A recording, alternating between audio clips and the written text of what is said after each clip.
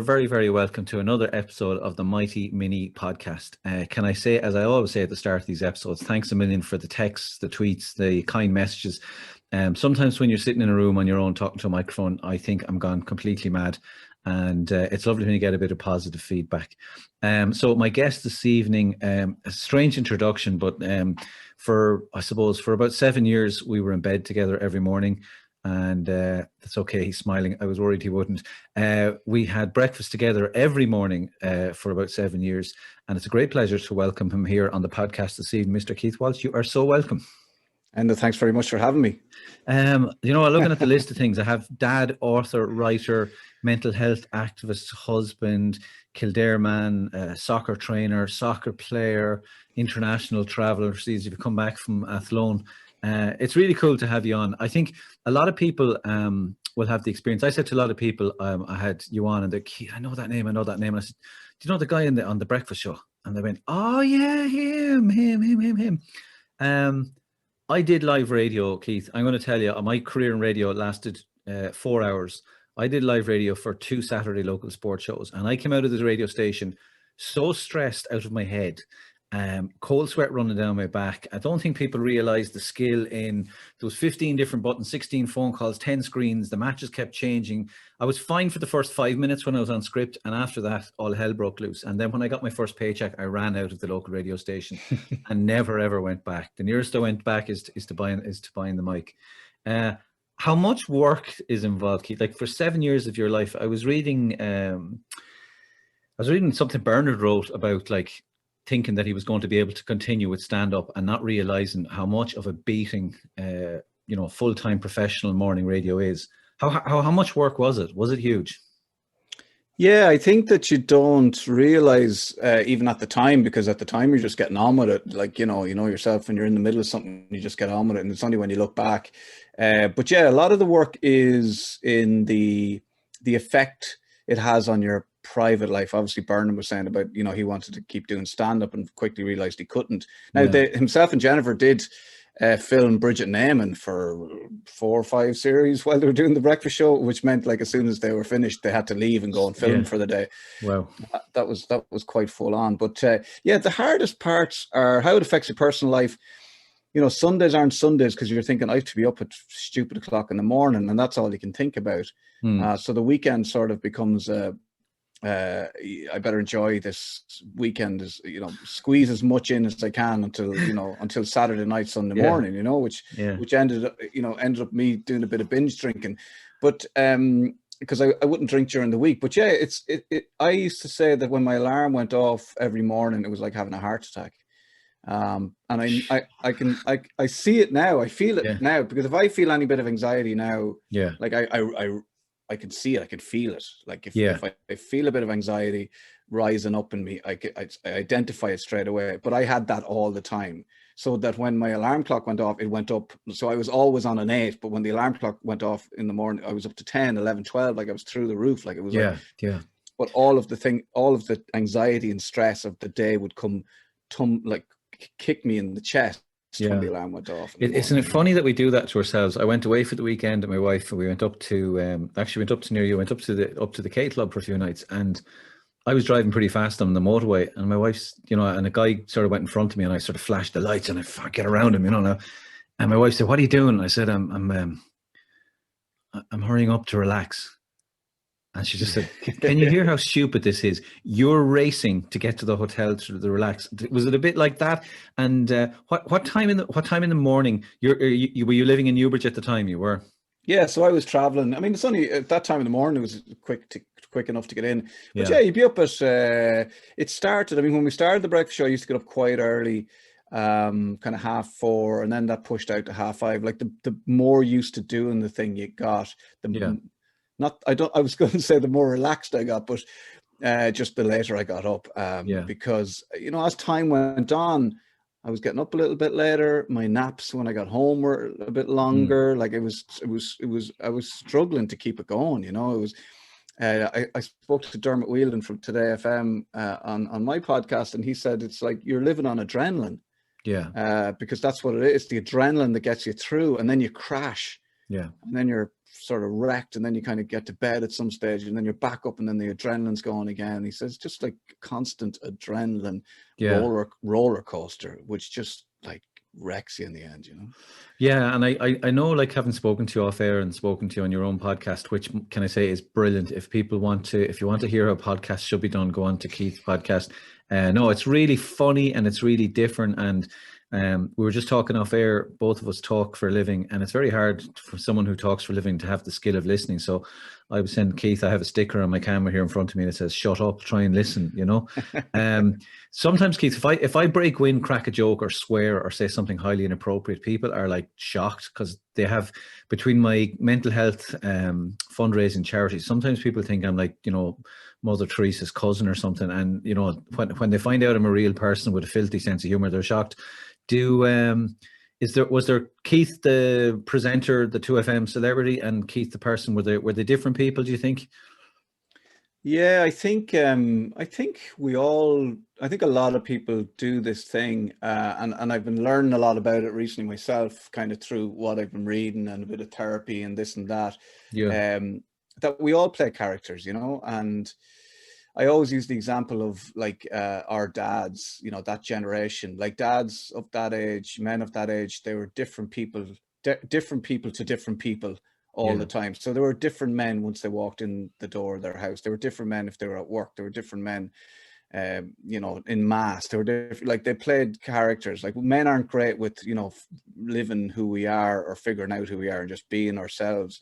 We can't access our emotions easily. So it's a guessing game with us. Like, and maybe that's just more to do with my personality, but I would have, you know, through whatever way I grew up and the conditions, I kind of became a people pleaser. So yeah, so on the breakfast show, it was like, well, what does the listener want? What does my boss want me to? What does Bernard want? What does Jen want? And then I'm trying to be that person to all those people at the same time. Yeah, which is exhausting. Really, yeah, which is tiring. Yeah, and then and then not really sort of like knowing who did I want to, because I didn't trust myself and my own sort of ability or my own sense of humor or my own instinct to just be myself. And that other, you know, I was always like, well, I'm listening, I'm looking for the cues from other people as to, oh, that person seems to like that person seems to like that. Well, you know, that's exhausting, because you're never really pleasing anybody, really. And you're certainly not pleasing yourself. So yeah, you play a character, and look, on radio you play a character anyway. That's why, you know, I mean, I sometimes apologize for sort of saying that being on the radio is a difficult job, but it's mentally taxing. Some people who are really comfortable in who they are and really know themselves in and out can go in and breeze through 3 hours of radio, not a bother, you know. And that's I think with a lot of people, they don't realize what they have. I actually genuinely, and I'm not blowing smoke up your ass here, I actually genuinely don't think you realize how funny you are. Like I don't know, it was a couple of days ago or weeks ago, I've lost all sense of time with COVID. Like, if you're into your Twitter and not aggressive, nasty, I'll rip you to shreds Twitter. If you want Twitter to think, Twitter to have a laugh, go on to Keith's Twitter page. You had a one the other day about how long will it take Logan Paul to realize his name is the wrong way around or something. His name was backwards. He was saying his name backwards. Yeah, but it was so stupid, and I was just sitting there and I was laughing my head off at that. But equally, like on Twitter, I saw you had a tweet the other night, and it was retweeted over 1,000 times. Really serious one. You said, when will we start reporting suicides? You know, like we report deaths for COVID-19. You know, because a life is a life, and lives matter. You know, and I in my own mind I was saying, geez, that's fairly deep. Someone who can have something that powerful, that much clarity, and at the same time be that frivolous. It's great. I love it, Keith. I love it. Keith, can I ask you, you know, when everyone has bad memories, you know, that, like, I remember where I was when, geez, like, you know, when you get that bad bit of news, when the moment came in 2FM and they were saying, right, this is it, you're going. Can you remember where, like, how is it done? Is it like, do you get a text, do you get a phone call, do you get a hug, do you get told to feck off? What happens? Well, it's kind of like, it was sort of drawn out. Like, there was never a day where we said, you know, it was a sort of a process. And I'd have to say, like, in fairness to all the people involved, you know, you know, there wasn't nobody really walked in and said, this is this, you know. But there was a bit of sort of I suppose there was a bit of cloak and dagger, and then there was kind of like question. I suppose the question was, do you want to carry on, and are you happy to carry on? And maybe we weren't like all 100% about carrying on, or maybe we'd like to have carried on and with a different formation, or, you know, Jen was leaving, and, you know, there's a lot of, I suppose that when Jen was removed from the there was three of us, and then Jen was moved, that kind of threw everything into, you know, other people then kind of were like, well, what the hell's going on here? What about us? You know, and you know, you're dealing with humans at the end of the day. And also I'd say we were tired at the end of 5 years. We kind of put a lot into it. The guys, Jen and Bernard, you know, had done the breakfast show and the TV show, as I said, and you know, so it was kind of like we got to a point where the questions were being asked, the contract was kind of coming to an end, and like, did you want to continue? You know, would we throw Lottie into the mix? You know, so there was a lot of conversations ongoing, and then somebody I had a conversation with I was made to think that there was the possibility of me not having to work on breakfast anymore, but work a different shift, which would have suited me and my life better. So I kind of thought, okay, well, that's grand. I'm happy to sort of walk away from breakfast, and if this other thing is true, and I trusted the person, and then that happened to be not true, and so I kind of felt a bit left high and dry, and that was the bit that I struggled with. Was I didn't really mind the breakfast shows last, you know, 5 years, 6 years, you know, and our breakfast show had been the longest, because I think Hector did 2 years, maybe 3 years, so we'd done quite well, and we were happy, and the numbers were good, so you kind of accept that. But you want to feel like you're being looked after, you know, accept that things come to an end. But then when somebody says to you, looks you in the eye and says, look, we've got something else for you, you kind of trust them. And I'm a very trusting person. So the thing that hit me was being lied to.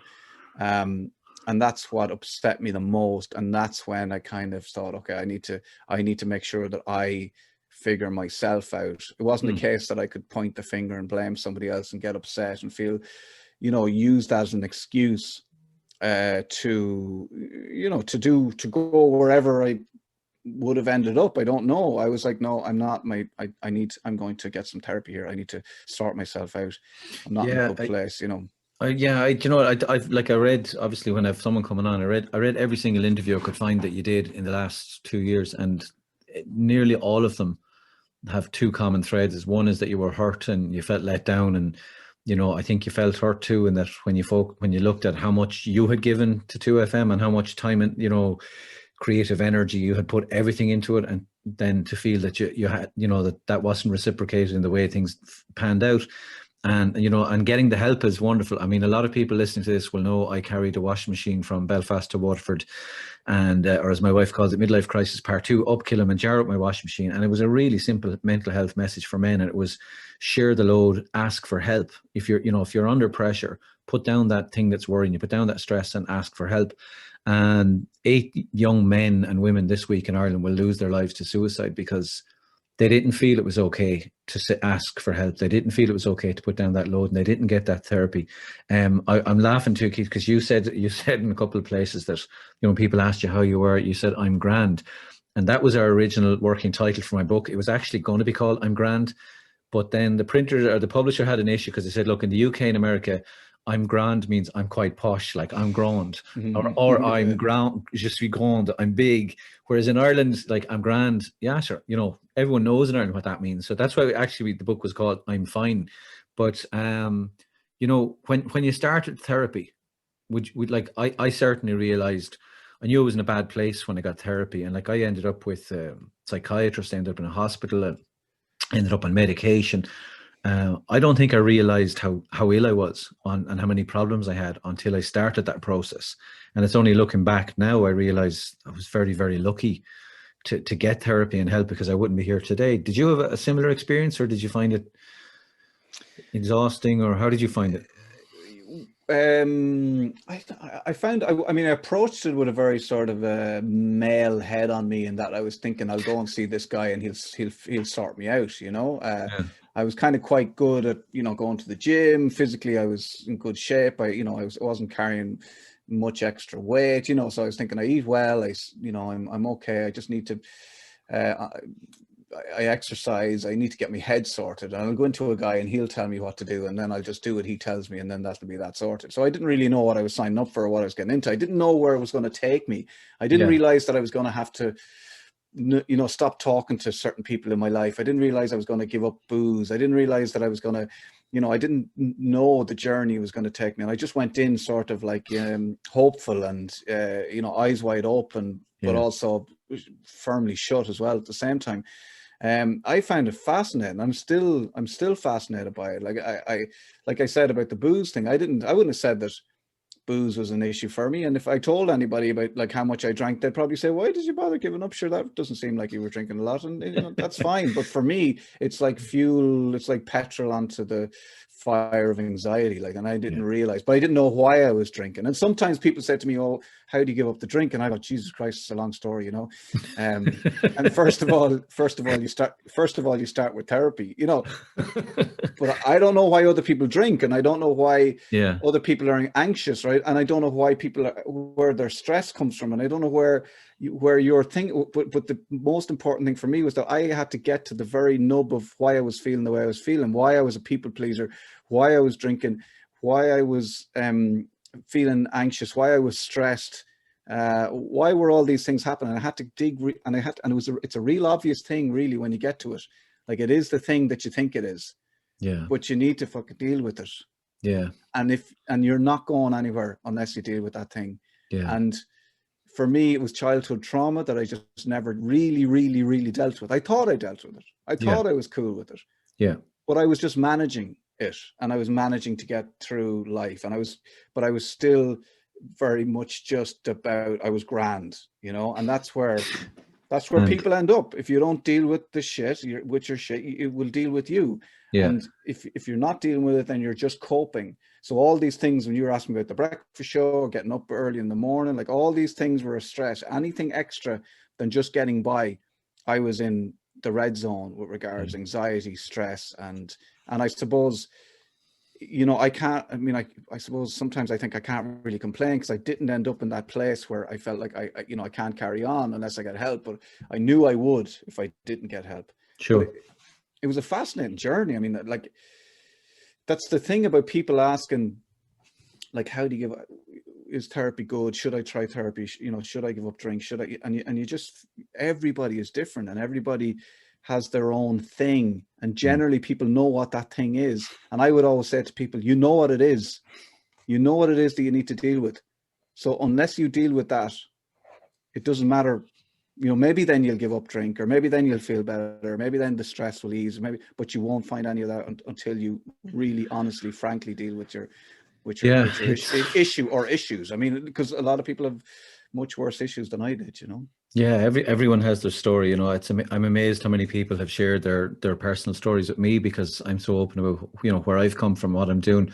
It's interesting you were saying about drink there. I frequently have family or friends, or anyone who has any sort of a mental health issue, ring Enda straight away. He'll know. He's been mental. He knows how to get out of this. Yeah, and I always tell people, like, look, I'm not a therapist, I'm not a counselor, I'm not a psychiatrist. I have no training. All I'm giving you is my empathy and my care. But what I do say to people is, and I've seen this multiple times, that exactly what you said about the alcohol thing, whenever I drank alcohol, it was like a giant magnifying glass. If I was in love and I drank alcohol, by God, I loved everyone. And if I was angry and I drank alcohol, I wanted to kill the entire world. And if I had a joke in my head and give me a couple of glasses of vodka, and I couldn't stop telling jokes. But I think too, for me, that roller coaster, like when the highs were high, they were great, but straight after it was the lows were lows. And in my own case, to escape the lows, I drank more and more alcohol, to the point where I was, like, my Friday night drink was a pint glass of vodka, which is crazy, and with a bottle of cough syrup, which should have poisoned me dead and killed me. It's interesting too, Keith. I was telling someone about not drinking alcohol, things that stood out to me, like I didn't know how to tell my wife I loved her sober, which I now tell her every day, multiple times a day, to the point that she tell me to shut up. A great challenge for people giving up drink, and Irish men in particular. I dare you, I double dare anyone listening to this, go to a wedding and dance sober. Ooh, what a test. But I have to say, the first time I did it was so liberating, and I remember at my cousin's wedding, one of my cousins came over and said, God, how much have you had? Not knowing that my story and that I'd given up drink. And I said, none. Why? He said, you're like a crazy man on the dance floor. But it's so liberating. I'm not worried what anyone's thinking or who's looking at me, or am I in, like, I'm one of the top. 2 years ago, myself and my wife, we were runners up in the worst dancers in the world. We have zero rhythm, but we have 100% pleasure. Can I go back to something you said a second ago about looking after your food? The drink question came about because I saw you celebrated there. You said on Instagram yesterday, or was it today? I don't know. They're all blurred. About your first holiday since you were 17 with no alcohol, and you were actually happy, like you were celebrating it. But I noticed too in lots of places you reference food and vegetarianism. Can you tell us a little bit about that, Keith? How did that come about? How did you end up a foodie? And do you always like try to eat as healthy as possible? I'm probably a terrible eater, but the truth be told, you see, this is. I mean, if I similar to yourself maybe, but I kind of came at it the wrong way around. I was always searching for the thing that was going to fix me. Yeah. So and it was either running marathons or going to the gym or playing hurling or playing football or becoming vegan. My dad had a heart attack at the age of 40. He had a massive heart attack, quadruple bypass. And when I was approaching my 40s, I was like, well, I need to look at my diet. I'm going to have to cut out meat and I'm going to have to cut out. So that was kind of the health reason. And I'm a bit of I don't like the way animals are farmed, and it's bad for the environment and all that kind of stuff, which I could talk about maybe in another forum. But so all of the time I'd become evangelical about different things. Like I discovered acupuncture, and I would rave about acupuncture. I gave up meat. I would rave about giving up meat. This is the best thing ever. I would go to the gym. Then going to the gym was the best thing ever. I would start running marathons. Running was the best thing ever. All these things, but I was always trying to fix myself, especially with the breakfast show. As time went on, as I got more and more tired, I did more and more things. I became manic. I was, at one point I was training for a marathon, which I eventually ran in Los Angeles with a slip disc in my neck, but the doctor gave me steroids so I could get through it. At the same time of training for that marathon. I'm sorry for laughing. I just see it. Like, it's just crazy. It's crazy when you look back at it. When I talk to my wife about that period, she's like, I tried to tell you to stop, but I'd go to the gym every day and I'd train running, and then I might play 2 games of 5-a-side in the week, and then I was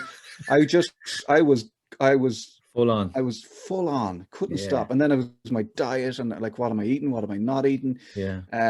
And that was sort of me at my most manic. And that was just before the breakfast show finished up and I went to therapy and all that kind of stuff. And then I just learned to change and take a step back. But yeah, the meat thing and the vegetarianism is just, for me, I mean, look, I don't know how much you want to get into it, but like, I worry about the amount of antibiotics that is in meat. I worry about the stuff that we're putting into our body. I worry that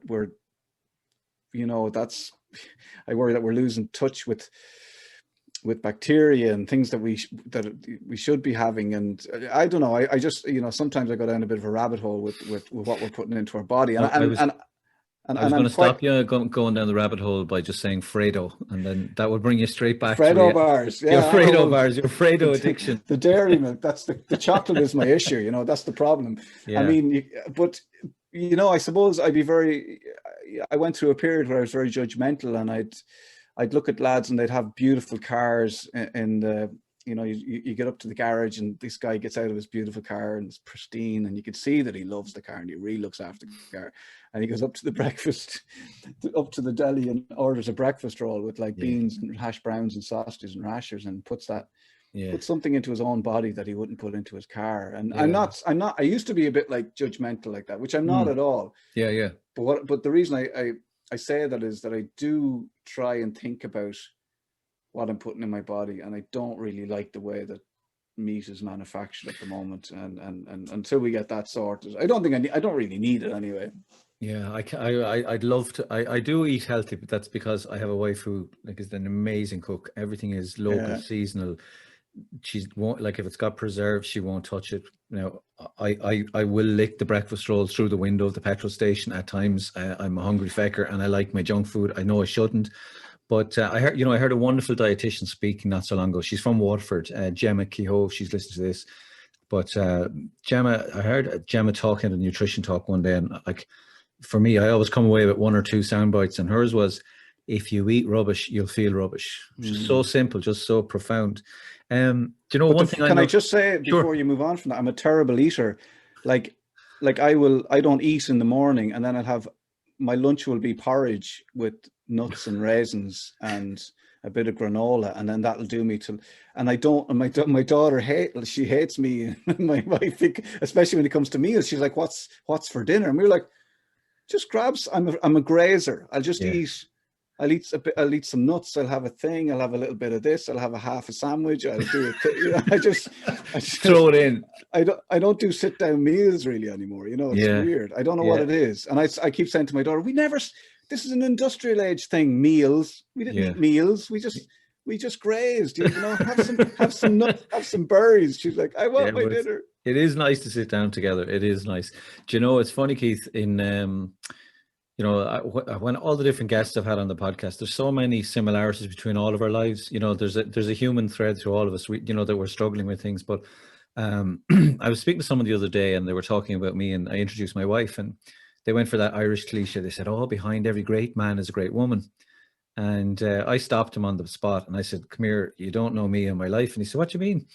And I said, "In my life, all the women are out in front telling me what to do, when to do it, and ready to catch me when I fall, pick me up, and then disappear back into the distance so nobody knows they're there." I said, but that concept of, you know, behind every great man is a great woman. The women in your life and your family, your wife in particular, and your family seem to, you know, be a great support to you when times are tough. And, you know, there seems to be a great joy, even for people listening to this on camera. Whenever you mention your wife or your children, your face lights up. There's sunshine there. Do you love being a dad? Oh yeah, Jesus, yeah. There's nothing better. Like, but even more so since I started therapy, because now that I've learned to connect with my emotions, I feel it like tenfold. Like my daughter would say something to me, and she goes, "Dad, you're not going to start crying, are you?" Like she came home after her last Leaving Cert exam, and I just couldn't. Like that day was too much. She was doing her final an economics exam, her final Leaving Cert exam.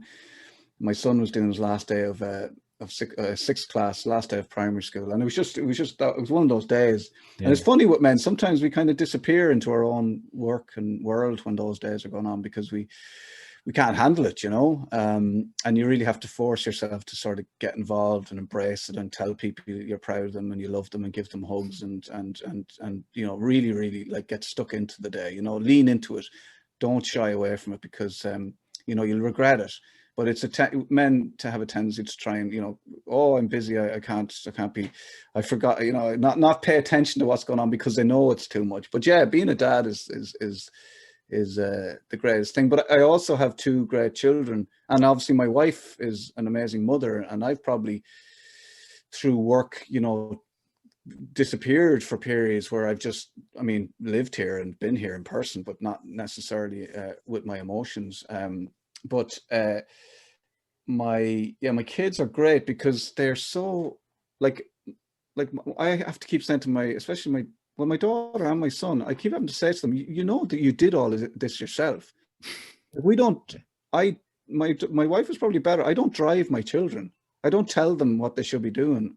And I don't force them into anything they don't want to do. I'll drive them all over the country to do something they want to do.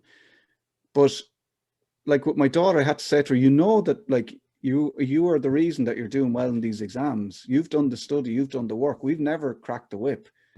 Like anything she's achieved herself. Like if it's a part-time job, if it's a holiday she's on because she saved up for it, if it's the leavings, like that's all. Like I'm kind of a hands-off person. Like I'm literally like, you know, I'd always say like there's 4 people in this house. There's not like a mom and dad in charge and then there's 2 kids doing what they're told. There's 4 individual humans with 4 individual sets of needs and 4 individual sets of dreams and 4 individual wants and dislikes and likes and all that. And that's how we've always tried to like be in the house. And that gives everybody the room to do what they want to do, including my wife, including me, including my son. My son really enjoys his football at the moment, and he's you know, he drives, he makes me drive him to things that I don't even know is on. He's like, there's trials on, Dad. I'm like, we're going. Yeah, will you text this guy? We're going. And he's like 11. I'm like, how do you know about these trials? How do you know the number? That he's like, next thing he's at the trials and he's getting on the team, you know. And I have to say to him, I said, Finn, this This is all you. This is Yeah, all down to yeah. you, you know. It's gas to hear people in Kildare and in Kildare talking about hurling. My wife's brother, they're from Laois, and I remember I went to a hurling match one night, and it was a roasting hot night, so he left the helmet in the bag, and of course 2 seconds in someone pulled on him. And for anyone listening outside of Ireland, just go on YouTube and look up hurling injuries. But he got his ear completely cut off, so I had his ear, and like, of course, maybe I started talking into the ear, and there was blood everywhere, and we had to bring him into Portlaoise to get his ear glued back on, you know. But long intro. But the reason I bring that story up, Keith, is I heard some of your quotes. Honest to God, I don't know. Are they like? Is it just off the cuff? But in terms of the journey you've been on as a man, and realizing you need help, and you know, realizing that you need more empathy, and you need, you know, like you said, lean into fatherhood. That's a brilliant expression. There was a brilliant quote I read. You were talking about vulnerability, and you said that being vulnerable does not mean running onto a pitch with no helmet. But that was it was true, because the first time that my therapist Luke is his name, and I'm happy if anybody wants to contact me on Instagram, I'll give you Luke's number. He really hates me because, well, he kind of loves me and hates me in equal. You know, he gets a lot of inquiries, but you know, when he started talking about vulnerability, like the only time I had heard the word vulnerable, and I suppose that's a specific thing, but I always thought vulnerable was, you know, a physical thing. Like if you don't wear your helmet on the pitch, you're going to get your ear sliced off. That's being vulnerable. I didn't know that vulnerable and vulnerability, like vulnerability for me, and hearing that word and what it meant, and it took me a few sessions with Luke to really drill down into what it actually meant. Yeah, That was the key that unlocked everything for me. That word vulnerability, like if this is a new word to you and you don't really know what it means, like look up anything by Brené Brown, or just look up the word vulnerability, see what it means. And anybody that's, you know, look up podcasts that mention the word vulnerability. It just it's allowing yourself to be wrong. It's allowing yourself to, you know, not be perfect. It's allowing yourself to apologize. It's allowing yourself to say sorry. It's allowing yourself to off the hook for a lot of things. And it's almost like, just, you know, being able to say to your wife, I don't have everything under control here. You know, I'm actually worried about this thing. It's about not going through life feeling like you have to pretend to everybody that you've got everything sorted. And it's such like the freedom that gives you. And I mean, I don't even know how to describe it. Like, I think it's just that word, and looking into it and finding out and discovering more about, and Luke saying to me, you know, you don't have to be X, Y, and Z. You don't have to be perfect, the perfect guy. You don't have to be, you can be wrong. You can admit that you're wrong, and you can tell people that you go to therapy. Like, I can talk to you with I'm not guarded in what I say to you. There's no lie, or there's nothing I'm trying to tell you that you're at ease with it. Yeah, so that just completely, I use a great example of, what's his name? The boxer, I can't remember his name. He's Tyson Fury? The British boxer. He's more our generation, older than Tyson Fury. Okay, who are we going? Frank Bruno. He's same as Frank Bruno, a little bit. Okay, push me now. He's got a lisp. Chris Eubank. So Chris did a documentary program where the documentary maker was living in his house with him. Yeah. And Chris is all like, he's all in his pomp, like he carries himself, bow ties and in a particular way. He looks a particular way, and he's always like very careful about how he stands and how he speaks, and he speaks very clearly and very, you know, particular. He says particular things to particular people, and he uses particular words, and and it's all that. And at one stage, the guy who was interviewing him for this documentary said something to him about, you know, whatever, emotions or whatever. And he said, nobody will get past this armor. Right. Nobody will get past this armor. You know, but he was proud of the fact that he had this armor and nothing could penetrate it. And he could, but at the same time he was talking to this guy, he was wandering around his house while his wife and children were getting on with the business of the house. Like the dinner was being made, the kids were doing this, the kids had to go here. He was wandering around his house with his armor on, not having a clue what he should be doing as a dad, or like it looked like he was lost. Yeah. Yeah. He had the armor on, but he just didn't know. He couldn't sit down and relax. Like I couldn't imagine him just taking the armor off and Yeah. taking the underpants off. He's sitting down to watch. No, maybe not take the underpants off, take the trousers off, and Breaking wind and having a good scratch like we sit all and do. watch the telly in his underpants. You know, Yeah. he constantly has the armor up, and Yeah. through learning about vulnerability, I was able to drop that pretense, get rid of the armor, allow myself to cry, allow people to say things to me, and not be offended. And not be offended all the time. What's this person saying to me? What's this it's almost like you're waiting to be offended, and you're almost like paranoid about people. Just to be able to relax, Yeah, and be wrong sometimes, and be okay with other people not liking you. Yeah. Like not everyone's going to like you. That was so relax, just be, if you're not yourself, you definitely won't like it. But if you can be yourself, some other people won't like it, but you like yourself. Do you know what I mean? It's Yeah, like, yeah, 100%. Well, I mean, two things come to mind. As I remember saying to my wife at one stage, "Why did you not tell me to stop drinking? Or why did you not give me the lecture? Why did you not demand this or demand that?" And she's a very sensible, solid woman. And she said, "You have to save yourself first." She said, "If you stop drinking for me or for the family, it would have been 6 months or 6 years. But she said, once you figured out that, each of us are responsible for your own happiness, save yourself first." She said, "And I knew once you stopped for you, you wouldn't drink again." You seem to have gone on a mad journey, Keith. Like, I mean, it doesn't surprise me it doesn't surprise me that you shock me regularly.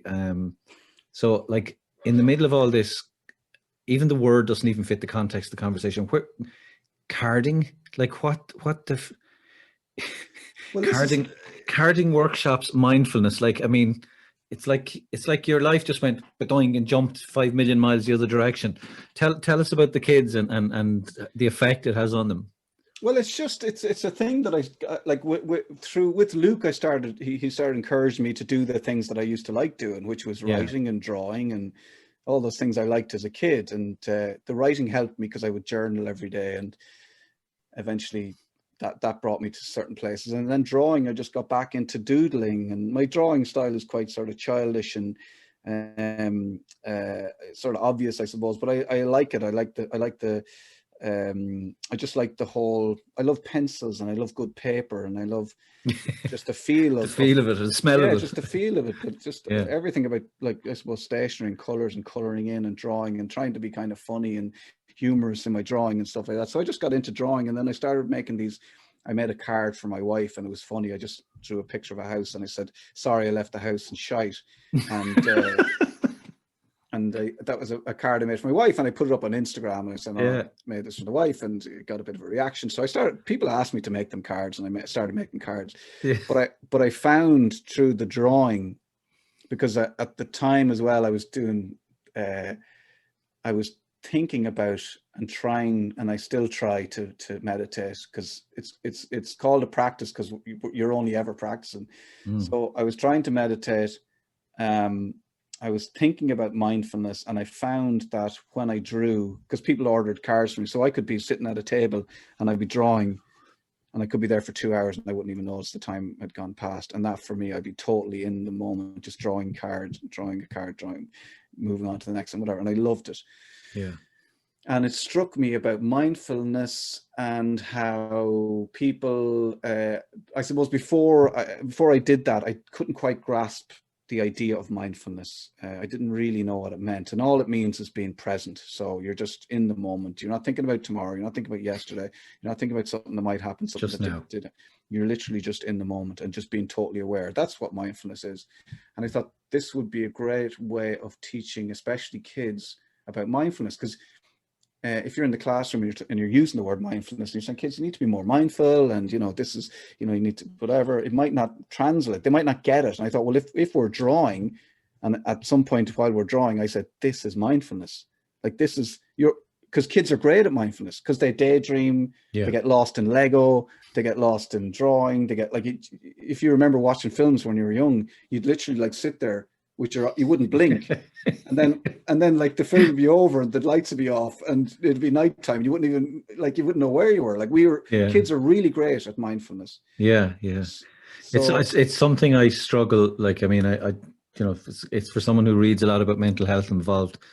If I try meditation, within 30 seconds, I can usually hear this person snoring who's me, and it wakes me up, and then I'm disgusted that I can't get it right. But I do get what you're meaning. You know, you're talking about concentration because, I have the ability to focus on something and I can lose hours, and then I'm actually quite at peace when I'm really focused at something, you know, really drawn into something. Keith, we're going to run out of time, and I know, speaking of soccer, you have promised your little man that you're going to drive in summer, so I don't want to keep you here all evening. We're just, I don't know, I was going to say we're coming to the end of COVID. Maybe we're not. Maybe we're at the start again. I don't know. Tell me about your play and what the plans are, how far advanced they are, or when, you know, I think, tell us the title and tell us, you know, what can we look forward to? Is it going to be a reality? Yeah, I think so. We'll be announcing, we've 20 odd dates booked that it should be happening in November, December, but we said that last year as well. Yeah. I'm hopeful this time, more hopeful this time than I was last year because of the vaccines. The play is called Pure Mental, and it's literally the story of me finishing up, losing my job in 2FM, and what happened subsequently. And it's me going to therapy, how that experience was for me, and then I go back to childhood traumas and so basically through Luke I revisit my past, and then how ultimately that helped me realize that everything I needed I had already, and that what I was looking for I had, and what I needed was just contentment. And once I found contentment, that was it. That was I was able to relax and just be myself, you know. So it's that journey. But yeah, it's called Pure Mental. Watch this space. We will. I have a Facebook page for mental health stuff, which is called the Mental Health Challenge, and we'll definitely be sharing and posting information on that when the event comes along and promoting it. And I'm really looking forward to seeing it. The comment is often passed to me when I speak at charity events, particularly about suicide or depression, that they really enjoyed it. Like, people come up to me and they're nearly embarrassed that they enjoyed a talk on mental health. And I said, look, it's okay to laugh. This is the whole problem. People don't, the topic needs to be open. We need to be, like, it's okay to fall around laughing at the thoughts of, you know, depression or what we did. We need to bring light and happiness to the subject. I think when like a lot of things in Ireland, when there was doom and gloom and darkness and smoke and daggers, you know, that just makes things worse for people. And, you know, someone says to me now, how are you feeling? I'll say I'm shit if I feel shit, and I'll probably tell them 15 reasons I feel shit, but 10 of them will probably be very funny.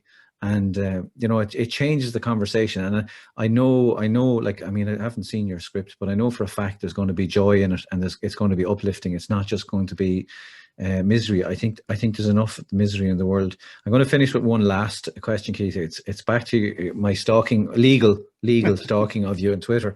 You were talking about corporal punishment, and, you know, tied into your childhood experience. But there was a brilliant quote. Somebody did the classic quote, or I think the context was someone's classic quote was, well, I was experienced childhood corporal punishment when I was young, and it never did me any harm. And your tweet or your response was, well, clearly it did, because you're advocating violence against children on a public forum. And I just went, oh Jesus, like that was it in a nutshell, you know. Have you clarity always? Like, do you find that the things that you're strong about come to you in crystal clear? I mean, I know life's not black and white, but like that, for me, that one quote went, Jesus, yeah, you know, violence against children under any pretext, it's wrong. Like, well, we never call it domestic violence, but if you did the things to your wife or your husband that was done to children, and is still being done to children, you'd be locked up. Yeah. And nobody would argue. But for some reason, when domestic violence on children, people feel like they have a right to argue the case. To me, it's bananas. It like, I can't even get my head. And I spent a lot of my life excusing certain adults for their behavior, you know. But now, once I can see it, I'm like, are you for real? If you did this to your wife, you'd be locked up, and rightly so. If you did it to your dog, you'd be locked up. If you did it to your dog, you'd be locked up. But all of a sudden, because they're a smaller, they're smaller human. I mean, I'm very, very, very clear on that, and I get a lot of pushback from adults on that. And I just think, wow, you really do need help if you're advocating violence towards children. I think that's a societal thing. Yeah. We have a lot of trauma as a society that we're not dealing with, and that's that's a big issue. You know, we as a nation, we've a lot of anger issues, and we just haven't dealt with them properly. You know, we try and hide a lot of stuff, and that's the problem. Yeah. As you said, smoking daggers and all that. It's good to see us change. I think, like, I mean, when I started secondary school, actually in Newbridge, when I went to secondary school, first, second, and third year, I had extreme and bloody violence inflicted on you if you did anything wrong. You were absolutely butchered. No two ways about it. Had my summer holidays in third year, came back in fifth year, and I think it was illegal. And it was just bizarre to walk into the same building and the same people, and someone who was a tyrant and scary was now a hopeless, sad individual because he or she didn't have violence anymore to inflict on you, which was a really weird one, you know. But I think the changes are good. I remember in, I think it was, oh God, I'm going to get the year wrong, 1990, when I got my first teaching job in Waterford. My wife and myself went to see Ghost with Patrick Swayze and Demi Moore. And we couldn't see much of the movie. And it's not for the reason people listening are thinking, you know, we were snogging or whatever. It was because there were that many people in the theater smoking cigarettes.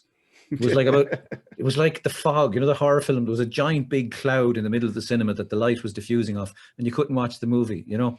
And God, if you smoked a cigarette now within 2 feet of the door of the cinema, you'd be asked to go away. Change is good. Change is good, and change is part of who we are.